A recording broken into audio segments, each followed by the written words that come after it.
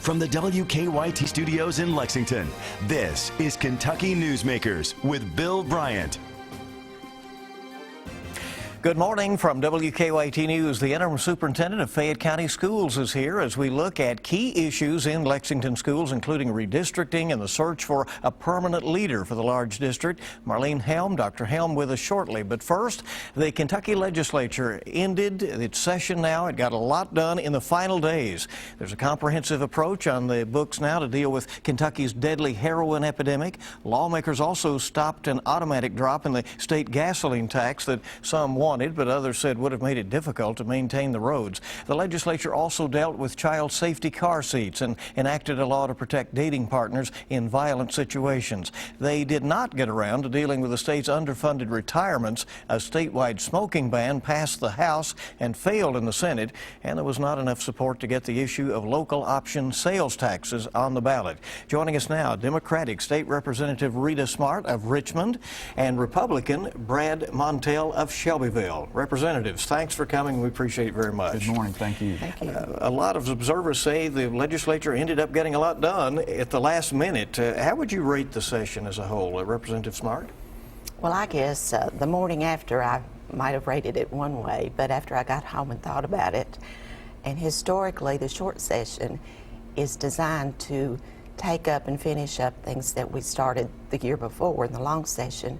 So when I got home and thought about that, I would say I would rate it a B. Well, all right, Representative Montel.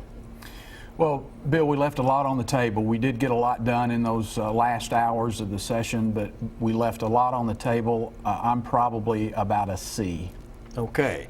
Now, let's talk about the one high-profile bill that everybody said, you know, if the lawmakers go to Frankfurt and they don't enact something on this heroin with the situation, we've had more overdose deaths reported even this week, then the session would not have been successful. But you did come to a deal on that. Talk about the importance of that heroin legislation. Well, for my county, it was very important. Of course, we're on I-75, and it is a major problem in our community. And I was able to keep up with that through my colleagues, Representative Tilley, John Tilley, and Representative Joni Jenkins, who were on that task force. And I was happy with the final bill as it came forward. Representative Montel. Well, I'm the same way, and certainly heroin is affecting counties and families all over the state. And you know, the House and Senate had a little different approaches to how to handle this situation. The Senate tended to want tougher penalties on traffickers. The House wanted to focus, I think, more on rehabilitation and those programs. Fortunately, we were able to come together with a compromise. I think everyone was happy, and I'm hoping that it will be a good start to addressing the heroin problem. And that was signed almost immediately by the governor. Immediate, so, yes, yeah. the next morning. And so should we begin as Kentuckians to see a difference soon, do you think? Well, I think we could. You know, the drug naloxone is going to be more available through pharmacists to first responders and to families. We're going to see, I think, $10 million immediately available for rehabilitation programs and so forth. So hopefully we're going to see an immediate effect. And I think your own Fayette County Health Department has immediately looking at that needle exchange. And that is local option, so the communities have to decide, right, how they will go with that. And I think that's excellent because we give that back to the communities. Some community, the local officials will not want that, and that's, you know, they may not even need it in their communities. But for others, such as Fayette County and Louisville, today there was big news about the number of hepatitis cases in adjoining Indiana, and that will move right there to Louisville. The gasoline tax is based on this automatic system where it goes up and it goes down with the average wholesale price of gas within the state. And since prices are low on January 1st, it went down, and that, of course, cost the state highway funds money. Many people said, well, good, a tax that finally went down in the state. But then others and many officials from across the state, mayors and county judge executives and others said, if it goes down again April 1st, this will really impact the ability to maintain roads and get some projects going. Are you glad there was a deal on that? I certainly was, because my fiscal court lobbied me hard, and having been a city commissioner, I know the importance of that MAT money that comes in for local communities, for their streets, and also to go into some of the general funds for the things that are needed, especially for a community like Richmond, where we have limited ways that we can raise resources. It's vitally important, and I have found in my tenure in working with people that roads are one of the most important things that they have in their community, or they want. Representative Montel. Well, and I agree certainly in that last statement. I don't think there's anything more fundamental to what government should do than to provide an infrastructure of roads. A lot of people don't realize that county and city governments get 48% of that gas tax, and it is vital to them. I think lawmakers found ourselves in a bit of a conundrum, because we wanted to save our constituents tax money, but we also knew the importance of preserving that road fund. House Republicans were the only caucus to offer a plan that would reduce taxes and yet serve to preserve that fund. I think the end saw a compromise to that, where we reduced taxes by 1.6 cents per gallon. We then froze it at 26 cents a gallon, so that it can't go up more than 10% nor down more than 10% per year going forward. So I think it was an agreement that no one was terribly happy with, but we didn't hurt anyone a whole lot either. So everyone came out, I think, feeling good about that compromise, and good about the fact that our road fund is stabilized going forward. You do not feel that you will be accused of raising a tax or failing to let a tax decrease go into effect? Well, I'm proud to vote for that, because it's needed. Look at the number of automobiles and the number of more people that drive on our roads, and just the way our society has changed. We need that money for roads. And it has to do with the wholesale gas price, not the price at the pump. Bill, if I could make one quick point, I don't think people really understand, from the high point of the tax at 32.6 cents, less than 12 months ago, had the final drop come in, we would have seen gas tax go down almost 30% in 12 months. Now that's a dramatic hit to any fund. And when you're talking about 6-year road plans that have been on the map for 6 years, halfway through some of these projects, to cut a fund by 30% is pretty drastic. And so I think we can explain that to our voters. All right, back in just a moment, our remaining moments with Representative Rita Smart, Democrat of Richmond, Representative Brad Montel, Republican of Shelbyville. What didn't get done in this session? Back on Kentucky Newsmakers. Back on Kentucky Newsmakers on WKYT with Representative Rita Smart of Richmond, Representative Brad Montel of Shelbyville, continuing to discuss the state legislative session that just ended and some of the things that did not get done. And one of those, Representative Montel, that you were concerned about, all of the talk about the teachers' retirement plan. There was a lot of pressure. Groups wanted you to address this. There's a shortfall. Those employees paid their part, and the state hasn't lived up to its obligation, right? Well, that's partially true. The employees certainly have paid their part. The state has paid our part too, the statutorily required contribution. Last year alone, Bill, we put in $735 million into teacher pension and health care. The problem is that unfunded liability continues to grow. That's not enough. And so the question is, how do we solve that? House Bill 4 didn't pass, but that was a plan to bond $3.3 billion and put into the fund. And very quickly, let me say, while I think we have to address teacher retirement, I don't think bonding, particularly a bond of that size, was the way to go without stepping back and looking at the overall plan and determining what are the things that's driving this unfunded liability. We need to reform the entire plan before we commit the state of Kentucky to $3.3 billion of bonding, in addition to $400 million on top of what we're doing for 20 years. Representative Smart, you would have supported the bond? I would have, because I believe that all of us refinance. We look at that all the time. The thing that concerns me is the number of women that are teachers. And then looking down the road, if we do not do something, we will not be able to recruit the caliber of people that we want for our teachers in Kentucky. Now, we will have our interim committees, the budget sub-chairs. This will be an opportunity the next few months for us to continue looking at that. And even though a study was not commissioned, there will be work forward on this issue. The statewide smoking ban was interesting. It did pass the House. It did not pass the Senate. I'm not aware of how either of you voted, but on that issue. But do you predict it will come back? I do. I think Representative Western will continue that for as long as she can. And it's vitally important that we pass that because of the health status of our communities. And along with that smoking ban, one thing we did pass was that tobacco settlement. We had there was an agreement on that. Our Attorney General was able to get that through, and so we were able to do some excuse me, work on House Bill 510 for that. Representative Montel, just a few seconds left. Tobacco and the smoking issue in Kentucky, does it continue to be on the radar? Well, it certainly does. I don't think there's any question we're going to continue to see attempts to bring a statewide smoking ban to Kentucky.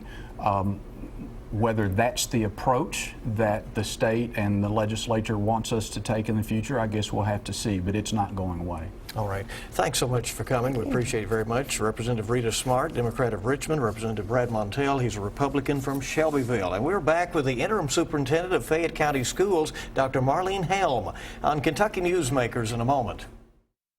Welcome back to WKYT's Kentucky Newsmakers. She's a longtime Fayette County educator. Right now, she's serving as interim superintendent of the school system in Lexington. Dr. Marlene Helm has been a temporary leader of the school district before, back in 2004. And now, just as back then, there are plenty of issues simmering as she keeps the superintendent's seat warm during a national search. She will tell us she's doing more than that, and we all know it. One of the biggest issues in the community is redistricting. Where will students go as they transition from elementary to middle to high school? Those district lines are closely watched by parents and homeowners and others. It can get emotional. And right in the middle of her time in office, Lexington was hit with historic snow and cold, forcing schools to shut down for days. Now there's a plan to make those up. And how is the search going for a permanent superintendent? We're delighted that interim Fayette County Schools Superintendent Dr. Marlene Helm could join us today. And she has held a lot of other very important posts in a remarkable career. And we thank you for coming in. Thank you for having me. Let's talk a little bit about, I know there's no easy day on the job as superintendent, even in this interim capacity, in a system this large. How are things going from your perspective? Well, as to be expected, as you say, this is a large school district. Lots of issues. Every day is very different. You go in thinking, I'm going to focus on this, and at the end of the day, you wonder where the day went, and your focus, you never got to that particular issue. So it is a myriad of issues, as you would expect, all relating to kids and adults and education and all of the things that go to support providing that education. How often, Dr. Helm, do you have to remind people that it is first and foremost about the kids? I mean, when these things come, you know, personnel matters and political considerations and redistricting, which we'll get into, and all of that, how often do you have to sort of bring people back to that focus? Well, you know, I'm a real big believer that you model the behavior that you want. So I have attempted to start each day at a school. That helps me to stay focused and to remind me that that's what it's all about. I share my calendar with all of the district administrators so they can see exactly with transparency what I'm doing, who I'm meeting with, and where I'm going. I talk about schools. I do a weekly communication, sharing with the district all that I've seen, all that I've observed, and the things that I think we need to do, and try to impart that sense of urgency and the fact that it is all about students. And talk about transparency and how you believe that builds trust. Well, I think when individuals realize that you're there for the purpose of helping to ensure that we're giving our students a world-class education and you're being very open, very forthright, you're not playing games, I think that helps to build trust. And I think when you have people that are feeling like they're valued and that they're in a safe environment, then I think they can do a better job of focusing on the real issue. You came into this temporary post following revelations of questionable spending, financial issues within the district. Are you spending a lot of your time getting those things under control, and are they improving? Well, I hope so. The board asked me to look at 6 issues, one of which was the Auditor of Public Accounts findings, those 10 findings. We very quickly brought in, the previous superintendent had asked a consultant to come in and begin to look at what was it going to take in order to fix that. I extended that offer to the consultant and asked her to come on and share these next 6 months with me. She is a retired Kentucky Department of Education employee who knows all about Munis, our financial system, has worked in this capacity in many cases, had the confidence of the auditor, and so she has come on for the next 6 months. What we're doing, we're peeling the onion, if you will, very slowly looking at each and every finding. We are trying to address the finding. We're going back to the auditor if we have questions, because you know when you read any type of report that's that lengthy, that's involved, sometimes you think you've got it and then you realize there's a little more to this. So we've gone back and had additional meetings with the auditor and his staff to make sure that we're on the right track. Each month we provide the board an update, and then at the end of the month we send that report to the auditor to say here's what we've done so far. If we're on the right track, let us know. If we need to make some adjustments, please let us know that as well. A lot of budgets get set over time and programs continue and things go on. Do you think the Fayette County school system has the right priorities for its money? Well, we've got a lot of priorities, and I think we're going to need to relook those, and we've started to meet with the board. We're offering an incredible array of services to our children and to families. I think we've got to make sure that we're covering the bases. We've got a lot of children who are not reading at the level, doing math at the level. We've got an achievement gap, and we have to be very honest about that, very honest and upfront, and we have to fix that. So to me, that's priority one. We've got to focus in on those children who are not reading and doing math at grade level and fix that, and then begin to add programs around that. Now, at the same time, we've got to make sure that those children who are just bursting through the seams with the ability to do things, we've got to extend their knowledge and their ability to keep learning at the same time. So it's a delicate balance to make sure that we're covering all of the bases and doing so in a way that's equitable and outstanding at the same time. This redistricting effort has been tough, it has been emotional, it has taken quite a while, always controversial. Is the plan close to release, and do you like what you see in those lines? Well, it has been, as you can imagine, a very intricate, comprehensive and complex plan of operation. This group is very committed. This group of individuals who represent our community. They have no hidden agendas. They are members of government, they are parents, they are principals, educators. They've met so many times I can't even track how many times they've met.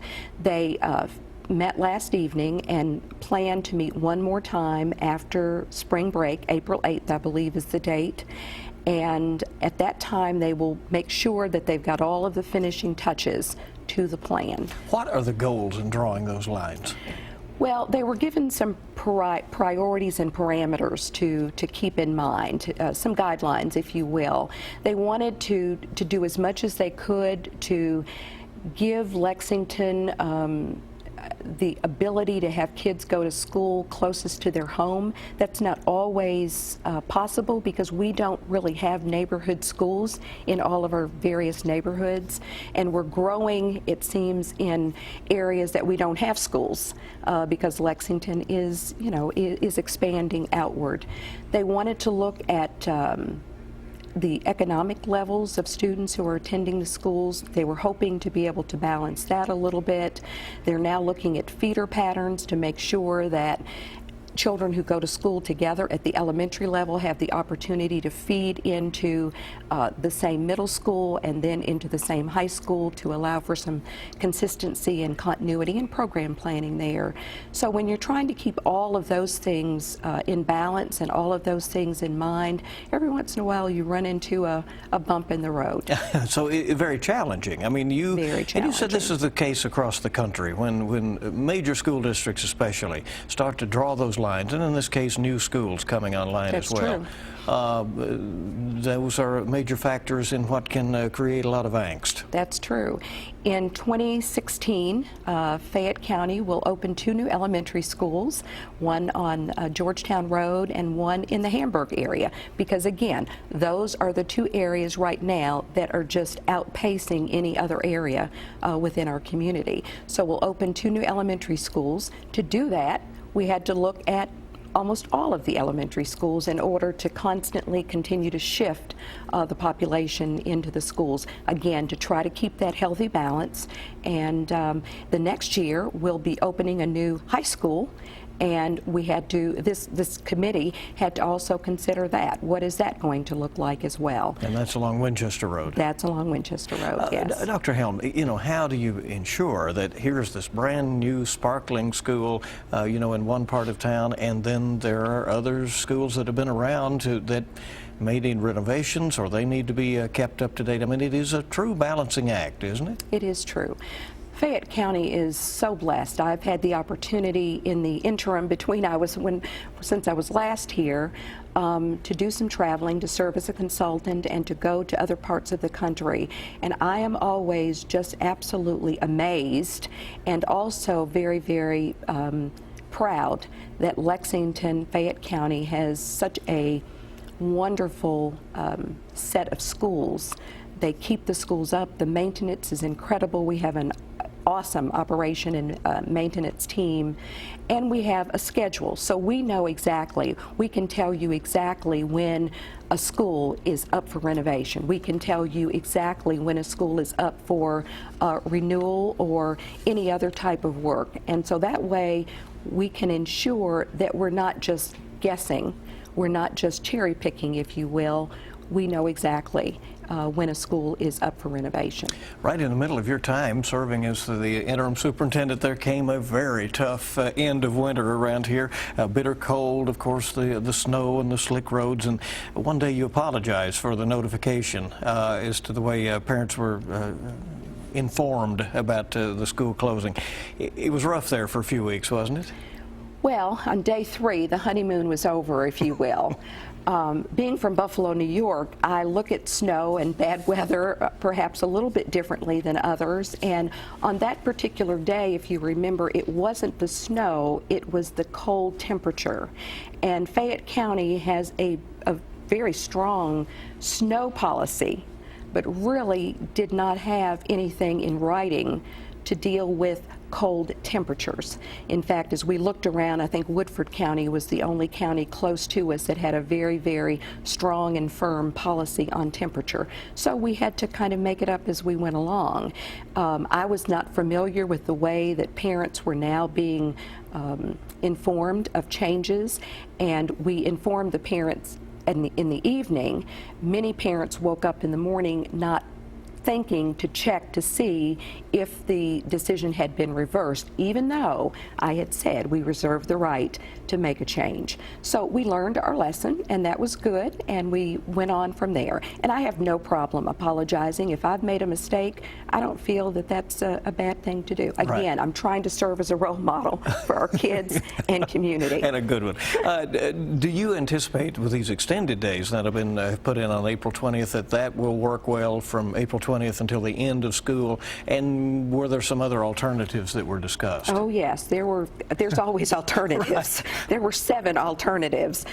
Some of them were just, we just discounted them right off the bat. You know, one included going to school on Memorial Day. Well, that's not going to work. Going to school on the weekends, we know that that's not going to work as well. So we were trying to do a couple of things. We wanted to make sure that we end the year strong, because the testing window is right there at the very end of the year. We also didn't necessarily want to end the year in the middle of the week, because that would have meant that graduations would have been in the middle of the week. And for some families, they've got family members who want to travel to come and see someone graduate, and to set graduation on Wednesday and Thursday would have been a hardship on many families. So the decision was made to add the time. We felt like that was the best alternative. We got input from principals and others to make sure that this was going to be the best solution. It's not going to be perfect for everyone, but we think that it's in the best interest of the kids.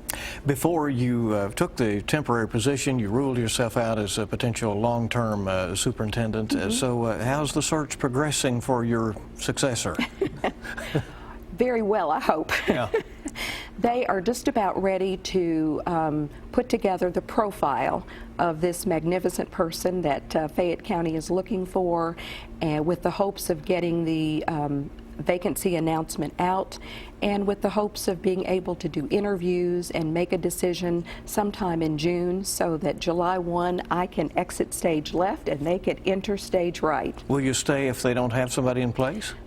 They talked with me at the very beginning, and I did agree to make myself available if needed and if wanted on a month-to-month basis, yes. Dr. Helm, thank you very much for coming in. We appreciate it very much. No problem. Thank you for having me. And we do want to thank you for joining us for this edition of Kentucky Newsmakers on WKYT, and we hope you make it a good week ahead.